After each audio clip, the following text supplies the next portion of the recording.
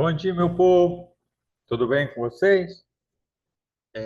Hoje é dia 28 de fevereiro. Nós estamos aqui para gravar, para contar para vocês, na verdade, né, a aula sobre é, o, a educação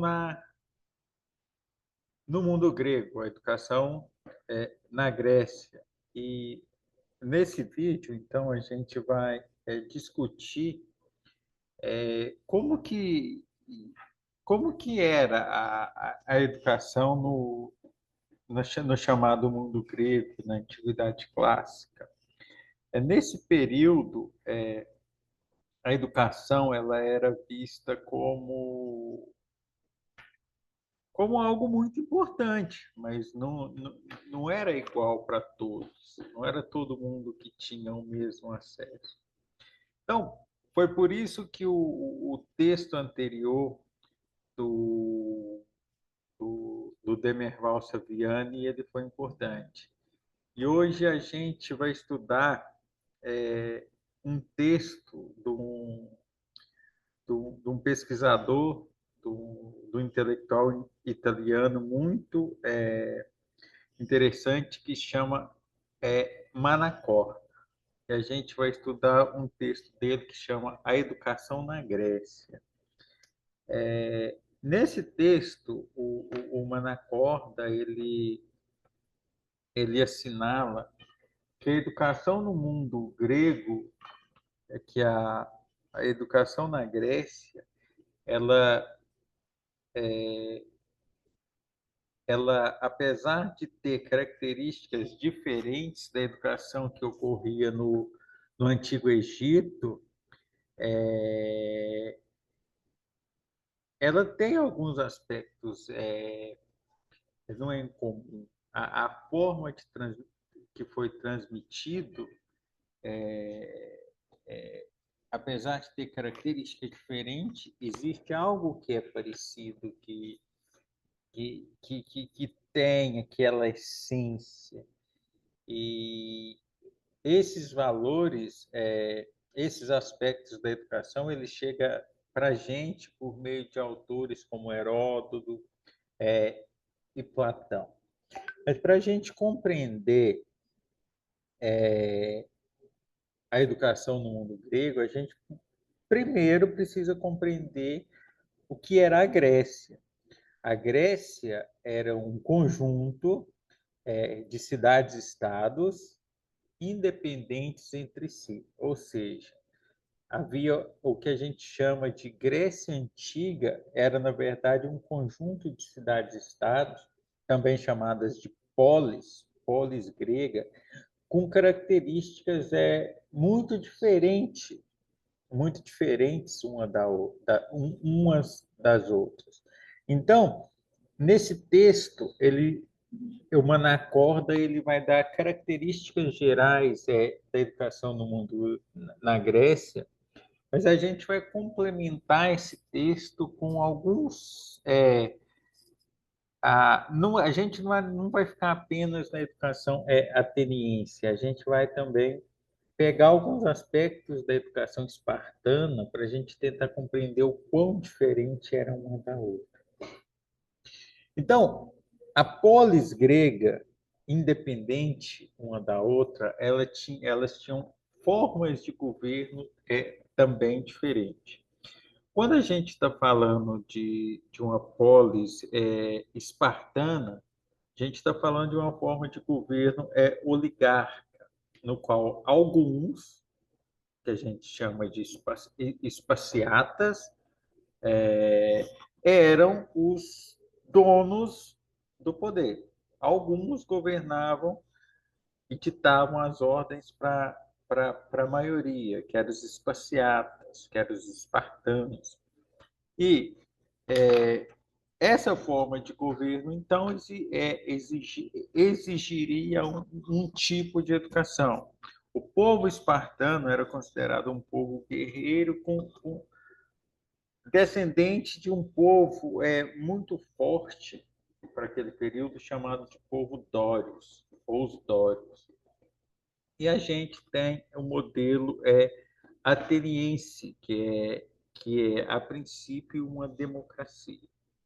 Essa democracia ateniense, ela deve ser conceituada ou ela deve ser pensada como uma democracia escravista.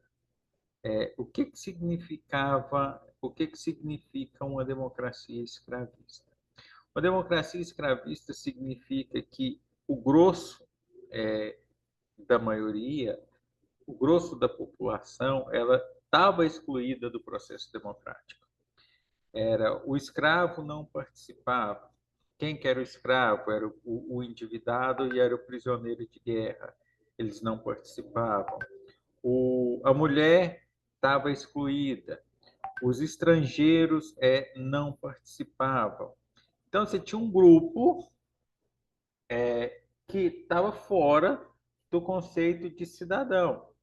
O cidadão, então, ele se resumia ao homem, digamos assim, maior de idade, maior de 21 anos,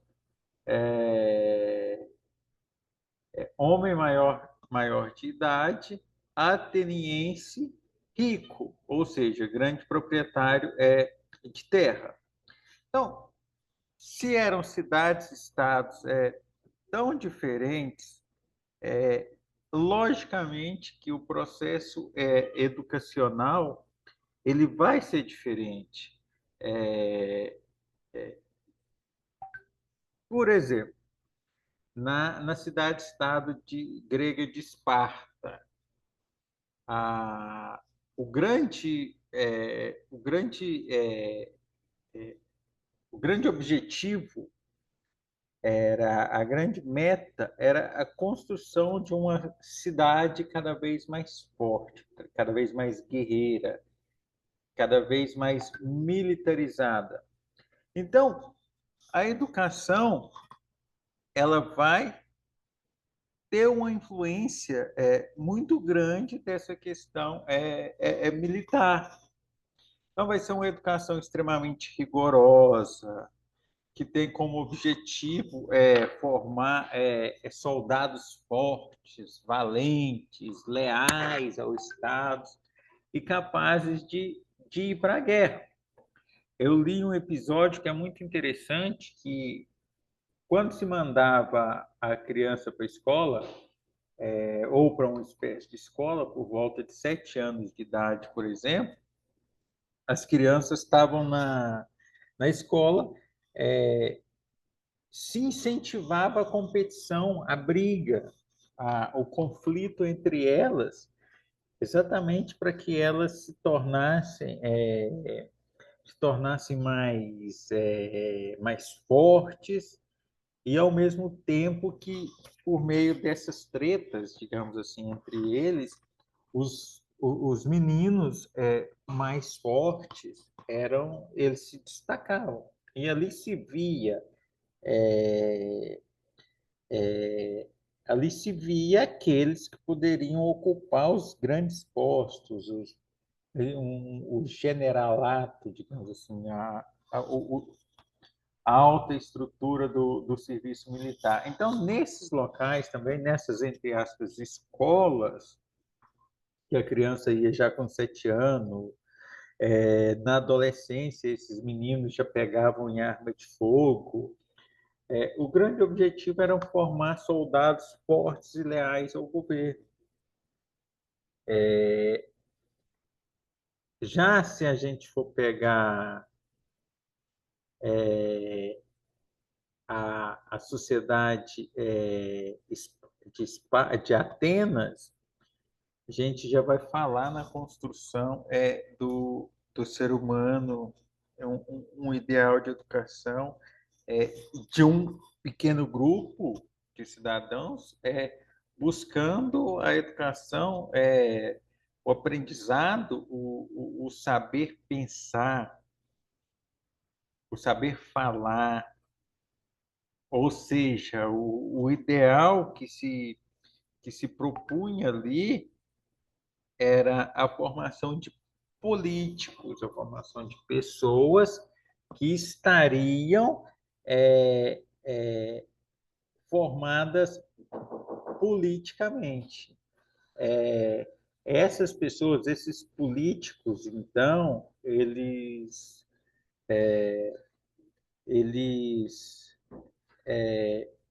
eles tinham que falar bem, eles tinham que conduzir um processo, tinha que ter uma retórica muito boa, tinha que saber convencer as pessoas de uma certa ideia. Então, o ideal de Atenas, a valorização do conhecimento, a valorização do saber, é completamente diferente da educação espartana, que quer formar a pessoa forte, valente, guerreira, digamos assim.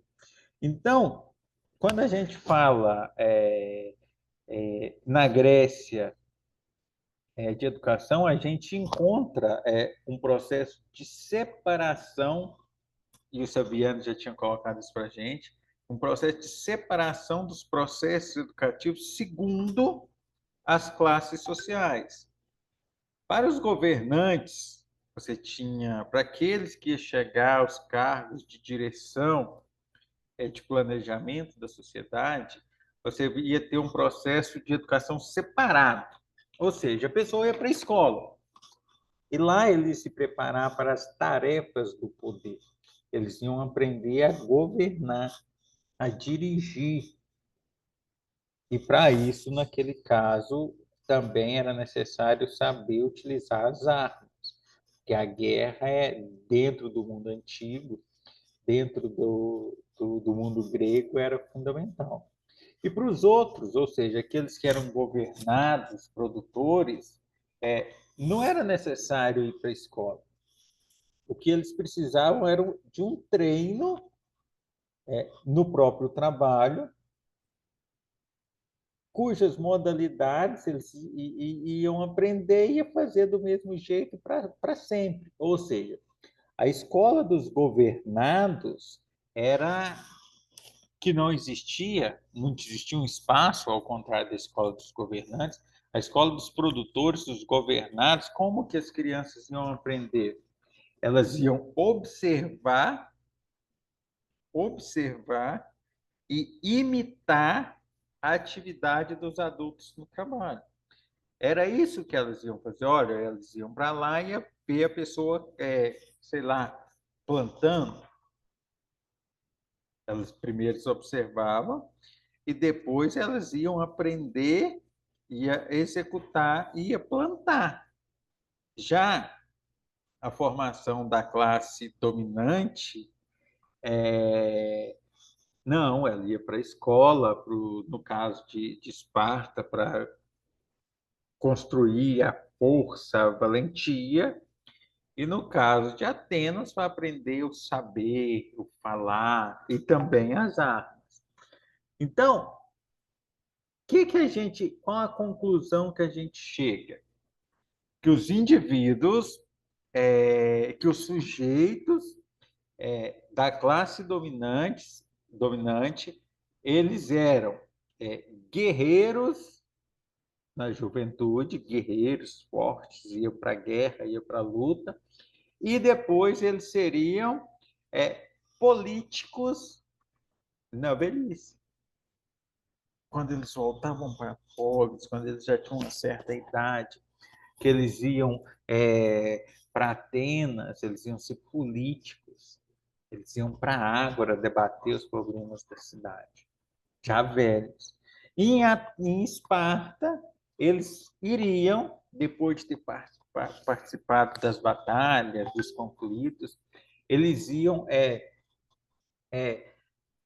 fazer parte da oligarquia que governava, que ditava os rumos da sociedade espartana.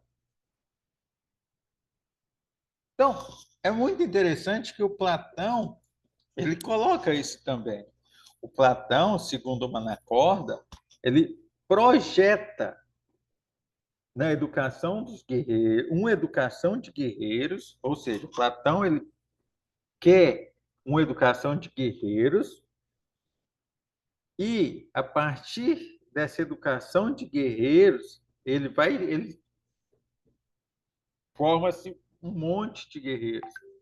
Dentre esses guerreiros, vai se escolher aqueles que, na velhice, seriam o que eles chamam de filósofos reis ou governantes filósofos. Então, a, o texto do Manacorda, ele traz isso para a gente, então. Esse tipo de educação, pensando no ideal de ser humano de cada lugar. Porém, ele também traz para a gente que, nesse período clássico do mundo grego, a educação, o conteúdo fundamental, daqui a pouco a gente divide isso, o conteúdo fundamental seria a ginástica, de novo, o exercício, e a música. Então, outro ponto importante é que em qualquer cidade-estado, e a gente está citando duas, a, a educação ela também ela está vinculado a um ideal de religião, a um ideal de religiosidade. O Manacorda ele coloca que atrás do educador humano, para os gregos, escondia-se o educador divino. E até o próprio treinamento guerreiro, a formação de guerreiros, é, é colocado sobre a proteção dos deuses. Então, a mitologia, a religiosidade grega, ela influencia na formação desse ideal de ser humano. Então, para formar esse ideal, então, do cara que vai ser guerreiro, que depois vai se tornar no comandante, naquele que vai dirigir a sociedade, qual que era o conhecimento básico que eles deveriam ter?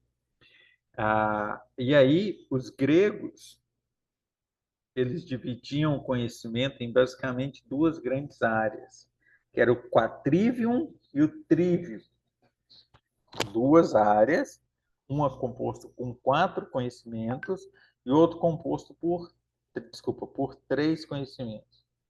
O primeiro conhecimento, o trivium, era composto. O que compunha esse trio? Era lógica, gramática e retórica. Raciocinar bem, escrever bem, falar bem. E depois o quatrivium era geometria, aritmética, astronomia e música. A partir desse conhecimento, no mundo grego, se formava o ser humano ideal ou necessário para aquela sociedade, que seria o político em Atenas e que seria o, o militar respeitador das regras, obediente, que respeitava a hierarquia no caso da cidade de Esparta. Meu povo, grosso modo, o que o texto do Manacorda traz para a gente, em sua amplitude, é isso. Espero ter ajudado. Acredito que esse vídeo ele ajudará a compreender o texto quando vocês estiverem assistindo. Acredito que ajudará, junto com a leitura do texto, que é fundamental, a compreensão do conhecimento para resolução das questões. Vocês têm até o final, não lembro a data certinha, mas é depois do dia 20 de setembro, para responder. No mais, é uma boa aula para vocês, uma boa leitura e estamos juntos. Vou parar a gravação.